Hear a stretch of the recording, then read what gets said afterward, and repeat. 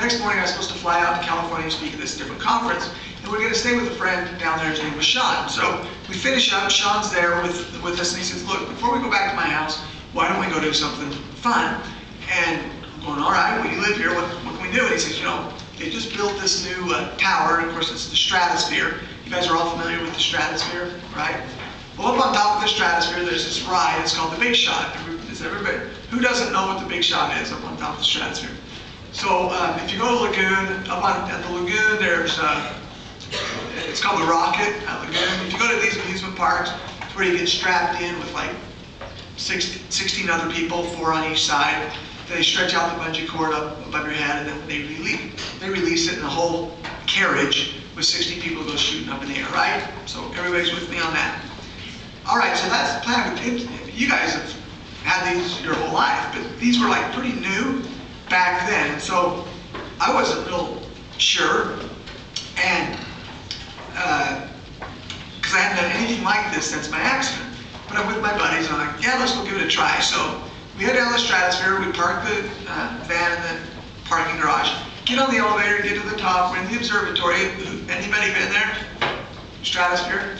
So I'm looking out over the observatory, it's pretty high, going, man, this is crazy up here. And now I'm gonna go get on this bungee cord ride. So we just go get in the back of the line, I'm sitting there, and we're waiting, and the guy who's running the show, he sees us waiting, he sees I'm in the chair, and so he comes back and says, hey, you know, you don't have to wait in line. He starts to escort me to the front.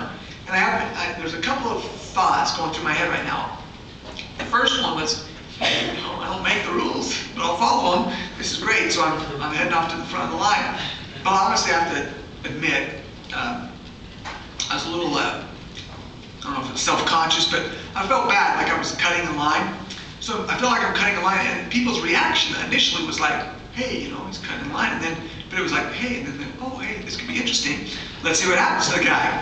And so, you know, I went from the line cutter to the, hey, this is gonna be a lot of fun. Let's see what happens. So I don't know what's gonna happen, and I'm a little nervous, and they take us up at the front, and we're gonna be next. And so I looked right off the bat, trying to see if there's anything special that I'm gonna have to do because of my disability. And sure enough, I noticed that everybody that gets strapped in, you know, hangs onto these handles for stability, right? Well, I'm not gonna be able to hang onto the handles for stability, but I think I got that figured out. So I go, Ryan, it's our turn. I go, Ryan, I need you to pick me up and set me 2 seats over. So he sets me up, you know, sets me 2 seats over. And, you know, I've ridden these things since, and they have these big carriages that come down and press up against you. It's great. This was like a couple of seat belts over your shoulders. They lock it down. So, all right. And I go, I gotta have some stability here. So I go, Ryan, you're gonna sit next to me here. Sean, you're sitting next to me here. I want you guys to lean forward. I'm gonna put my arms out behind your back. You guys just lean back against my arms. So they're leaning back against my arms.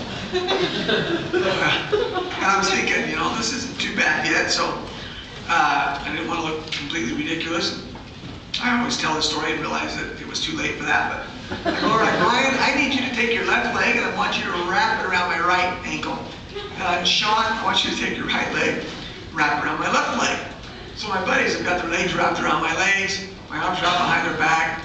They raise you up so your feet are a couple feet off the ground. They don't tell you when they're going to release you. I'm just sitting there kind of staring blankly into the crowd, but every single person in line is staring right at me. And, you know, with this look of anticipation. And so they raise it up. It's not really music, but it's like a rocket ready to launch, right? So it, and then boom, and there you go.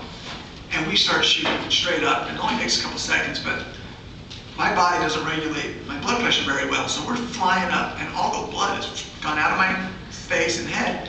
And I'm serious, everything's starting to turn black. So I'm getting this black tunnel vision. And I mean, everything from the outside, and it's getting blacker. And I'm just going, I gotta stay conscious. And I thought, you know, I'm having problems here because of my disability.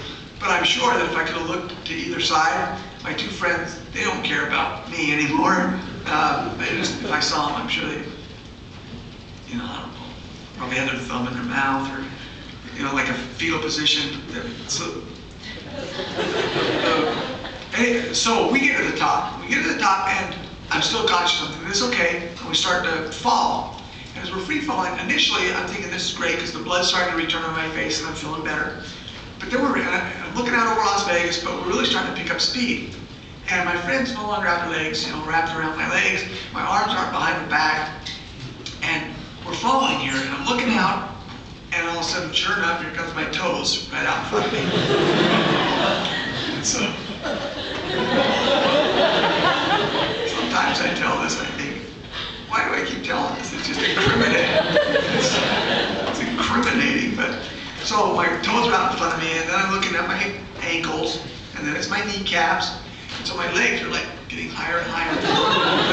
They're floating over my head, and we're coming down, and then we get to the bottom. He hit, my feet come flying past my face, and we shoot straight back up again. When we get back up, and then we start to free fall again. As we free fall, my legs are floating. And this happens 3 or 4 times, and we finally get down, to the bottom.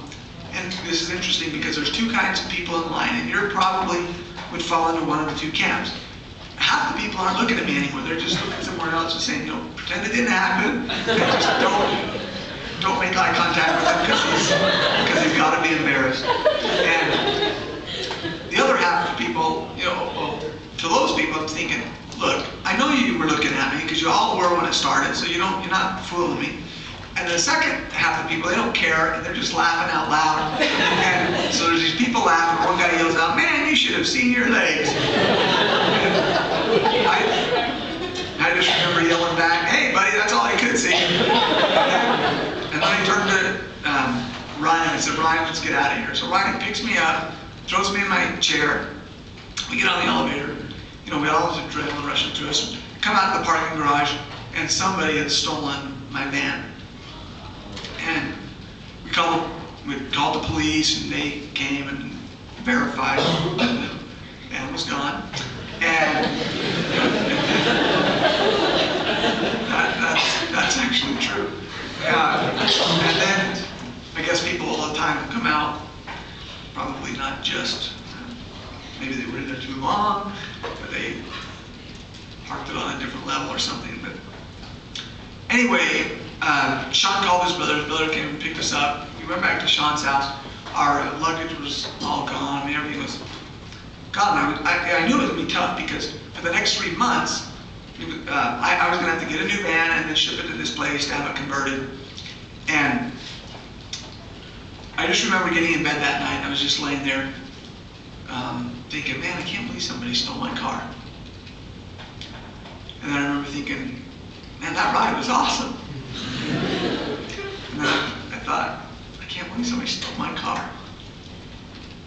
That ride was awesome. And so you think about this, in about a 5-minute time frame, I went from being just emotionally charged and things were great, to 5 minutes later, just boom, the other end of the spectrum. And I realized at that point that, every day of my life, I can wake up and I can find all the stolen cars in my life, or all the things that aren't going great. I also knew that I could wake up every day and I could find all the wonderful rides, or all the blessings in my life. And I can choose to focus on either or. And that's the same for every one of you. You can wake up every day and you can look at all the bad, because in this world, there's plenty of bad things you can focus on. But I also know that you can wake up and you can find great things, and you can be optimistic. And I will tell you that if you will do that in your life, it's contagious, and people want to be around you, and life, it will be more enjoyable, and